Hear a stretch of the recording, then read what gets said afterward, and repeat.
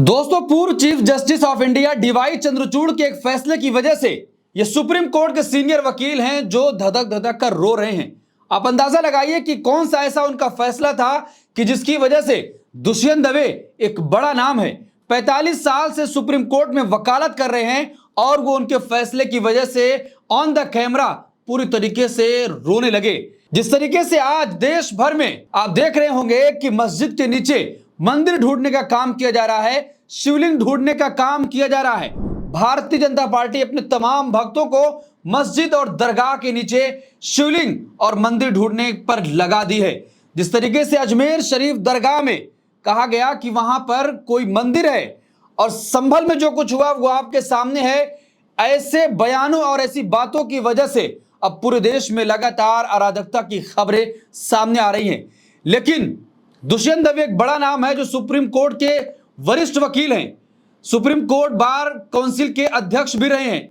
वो डीवाई चंद्रचूड़ के एक फैसले की वजह से कैमरे पर रो रहे हैं, कह रहे हैं कि मैं कई रातों से सो नहीं पा रहा हूं। मेरी पत्नी कहती है कि आप इस केस में इतना इन्वॉल्व क्यों हो गए हैं।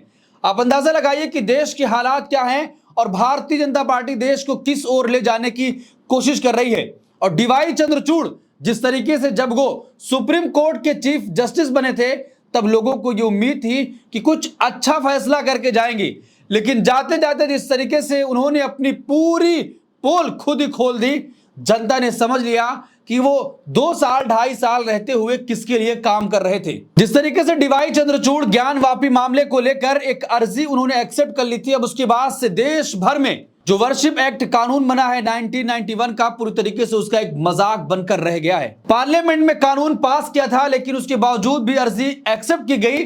अब कई जजों और इलेक्शन कमीशन के पूर्व मुख्य चुनाव आयुक्त ने भी प्रधानमंत्री नरेंद्र मोदी को चिट्ठी लिखकर इन तमाम मुद्दों पर बातचीत करने के लिए कहा है और कहा है कि सुप्रीम कोर्ट के तमाम जजों को यह आदेश दिया जाए कि ऐसे तमाम मामलों को ना सुने।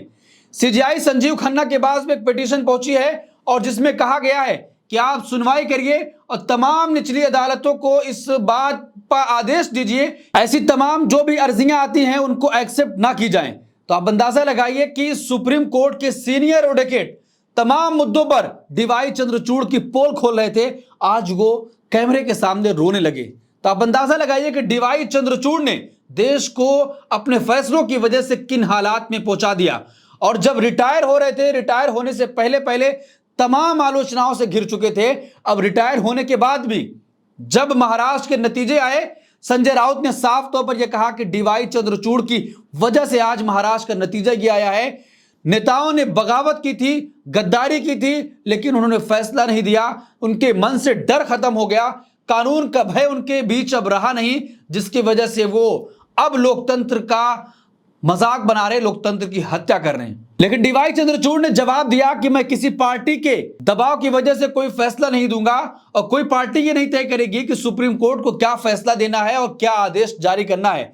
यह सुप्रीम कोर्ट में बैठा हुआ एक मुख्य न्यायाधीश तय करेगा। आप अंदाजा लगाइए कि किस तरह की बातें डीवाई चंद्रचूड़ कर रहे हैं कि अगर आप चीफ जस्टिस ऑफ इंडिया बन गए तो जो आपके मन में आएगा वो करेंगे। अब देखिए इसका नतीजा ये निकला है कि दुष्यंत दवे जैसे वरिष्ठ वकील कैमरे पर रोने लगे हैं देश के हालात को देखकर। जिस तरीके से संभल में घटना हुई कि मस्जिद के नीचे मंदिर ढूंढने का काम किया गया, 5 लोगों की जानें चली गई और कई लोग घायल हैं। आप अंदाजा लगाइए कि देश में ऐसी तमाम अर्जियां दाखिल की जा रही हैं निचली अदालत में ताकि देश का माहौल बिगाड़ने की कोशिश की जाए। सीनियर पत्रकार करण थापर के साथ उनका इंटरव्यू चल रहा था। इंटरव्यू के दौरान उन्होंने क्या कुछ कहा है मैं आपको बताऊंगा, लेकिन जिस तरीके से देश के हालात का जिम्मेदार वो बता रहे हैं कि डीवाई चंद्रचूड़ थे, जिस तरीके से उन्होंने फैसला दिया, आज देश के हालात लगातार बिगड़ते चले जा रहे हैं। देखिए उन्होंने साफ तौर पर कहा कि चीफ जस्टिस चंद्रचूड़ ने देश और संविधान का बहुत नुकसान किया है। क्या चंद्रचूड़ सुप्रीम कोर्ट के जजमेंट को ठेंगा दिखाने के दोषी नहीं है? जस्टिस चंद्रचूड़ और उनके साथ जज देश में कानून व्यवस्था खराब करने के कसूरवार हैं। मुझे इसमें कोई शक नहीं है कि जस्टिस चंद्रचूड़ किसी के हाथ में खेल रहे थे। जस्टिस चंद्रचूड़ बौद्धिक तौर पर बेईमान व्यक्ति हैं। रिटायर होने से पहले जिस तरीके से विवादों में जस्टिस चंद्रचूड़ घिरे थे, उसके बाद से ही दुष्यंत दवे ने साफ तौर पर कहा था कि ये भाजपा के दबाव में आकर काम कर रहे हैं और बौद्धिक तौर पर ये एक बेईमान आदमी है। उसके बाद जस्टिस चंद्रचूड़ का जमकर विरोध हुआ था, उनकी आलोचना की गई थी, लेकिन वो आलोचना बर्दाश्त नहीं कर पाए थे। जाते जाते उन्होंने ये कह दिया कि मैं आज से रिटायर हो रहा हूं, जो लोग मेरी आलोचना कर रहे थे अब वो बेरोजगार हो जाएंगे। आप अंदाजा लगाइए कि एक चीफ जस्टिस ऑफ इंडिया के पद पर बैठा हुआ व्यक्ति जब वो रिटायर होकर जा रहा है, उनके कुछ ऐसे बयानों की वजह से लोग उनकी आलोचना कर रहे हैं, तो आलोचना को वो सह नहीं पाए और यहां तक कह गए कि अब वो लोग बेरोजगार हो जाएंगे, अब क्या करेंगे मेरे जाने के बाद। आप अंदाजा लगाइए। अब दुष्यंत दवे जैसे वरिष्ठ वकील कह रहे हैं कि बौद्धिक तौर पर डीवाई चंद्रचूड़ एक बेईमान व्यक्ति हैं। आगे दुष्यंत दवे ने कहा कि चीफ जस्टिस चंद्रचूड़ ने देश और संविधान का बहुत नुकसान किया है।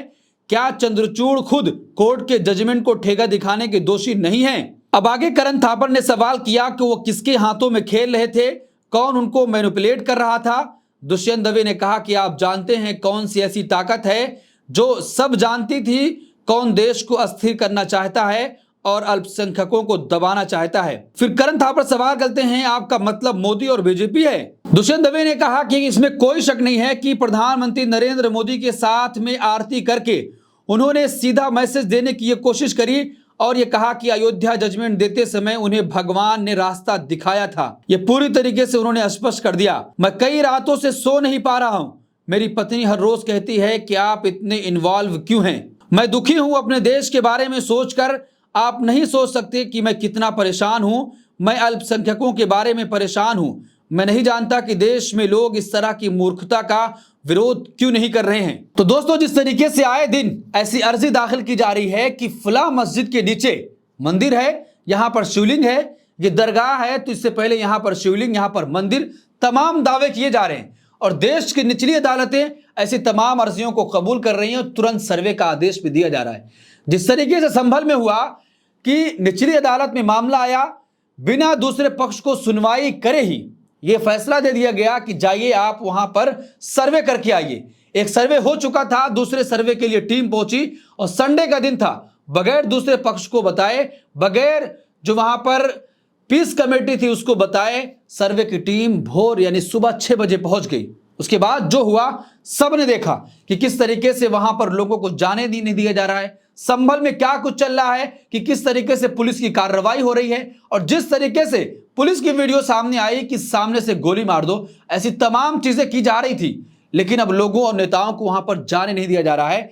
तो दुष्यंत दवे वही कह रहे हैं कि आखिर इस देश के लोगों को हो क्या गया है कि ऐसी तमाम चीजें चल रही हैं और उसका विरोध भी नहीं किया जा रहा है। वो कह रहे हैं कि मैं दुखी हूं, मैं ये सोचकर परेशान और हैरान हूं, मुझे नींद नहीं आ रही है, रातों की मेरी नींद गायब हो गई है कि जिस तरीके से डीवाई चंद्रचूड़ ने सरकार के इशारे पर काम किया और प्रधानमंत्री नरेंद्र मोदी के साथ आरती करके मैसेज देने की कोशिश करी कि मैं तो बीजेपी के लिए काम कर रहा था और एक बयान उनका कि भगवान की तरफ से आया हुआ फैसला है, किसी का जजमेंट नहीं था। तो साफ तौर पर लोगों ने कहना शुरू कर दिया कि आपको संविधान की रक्षा के लिए और संविधान के मुताबिक फैसला देने के लिए, आदेश देने के लिए आपको बिठाया गया था, किसी भगवान से पूछ के फैसला देने के लिए नहीं। तो दोस्तों, जिस तरीके से दुष्यंत दवे जो वरिष्ठ वकील हैं, सुप्रीम कोर्ट में 45 साल से प्रैक्टिस कर रहे हैं और उनका सीधे तौर पर यह आरोप है कि देश के जो भी हालात हैं इसके जिम्मेदार डीवाई चंद्रचूड़ हैं और डीवाई चंद्रचूड़ बौद्धिक तौर पर एक बेईमान व्यक्ति हैं। तो इस पूरे मामले पर आप क्या सोचते हैं, आपकी क्या राय है कि जिस तरीके से आए दिन ऐसी खबरें आती हैं कि फला मस्जिद के नीचे मंदिर है, यहां पर शिवलिंग ढूंढने का काम किया जाएगा, खोदो यानी भारत खोदो योजना के तहत तमाम जगहों को खोदने का काम किया जा रहा है। दुनिया आगे बढ़ने की कोशिश कर रही है। प्रधानमंत्री नरेंद्र मोदी ने भक्तों को सपना दिखाया था कि देश विश्वगुरु बनेगा, दुनिया हमारे पीछे चलेगी, लेकिन आज देश की हालत यह हो गई कि उनके भक्त हर मस्जिद और दरगाह के नीचे मंदिर और शिवलिंग ढूंढने का काम कर रहे हैं। इस पूरे मामले पर आप क्या सोचते हैं, आपकी क्या राय है, कमेंट बॉक्स में अपनी राय जरूर दें और ऐसी तमाम खबरों के लिए देखते रहिए देश नीति। धन्यवाद।